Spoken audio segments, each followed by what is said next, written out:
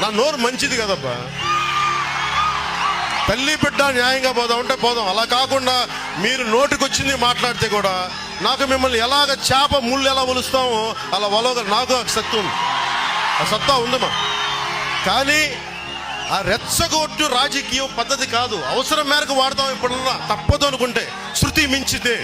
మీరు కూడా ఓ పని చేయండి, మీ పేపర్లు మూసేసుకోండి, మీ టీవీ మీడియాలు మానేసుకోండి, లేదంటే మొత్తం కూర్చోబెట్టి మీ వ్యాపారాలు బంద్ చేసుకోండి, మీ కాంట్రాక్ట్లు బంద్ చేసుకోండి, మీ ఇసుక కాంట్రాక్ట్లు బంద్ చేసుకోండి, మీ మద్యం షాపులు బంద్ చేసుకోండి. అప్పుడు రాజకీయం చేయండి. అప్పుడు నేను కూడా సినిమా రాజకీయం చేస్తాను. సింగపూర్ ప్రతినిధుల్లాగా వీళ్ళు జీతాల మీద బతుకుతారు. ఇంతమంది రైతులు నష్టపోయారు. మీరు అడగలేకపోయారు, ఒక రైతుకి ఒక 1000 రూపాయలు ఇవ్వచ్చు కదా, 2000 రూపాయలు జేబుల్లో నుంచి. ఏ నాన్నయ్య ఆయన పేరు? ఏదో నాన్నలే. పోనీ ఆయన ఇచ్చారు 1000 రూపాయలు అడగండి. ఇచ్చారు 1000 రూపాయలు రైతుకి. ఏం మాట్లాడతారు వాళ్ళు? నోరేసుకొని బూతులు తిట్టా భయపడి ఇళ్లలో కూర్చుంటావా? నోరేసుకుంటే ఇళ్ల ముందుకు వస్తాం. జాగ్రత్త, ఎక్కువ మాట్లాడుతూ మీరు పద్ధతిగా ఉండండి. నోరు మీ ఒక్కరికైనా ఉంది? మీరేనా పెట్టి పుట్టారా మీరు?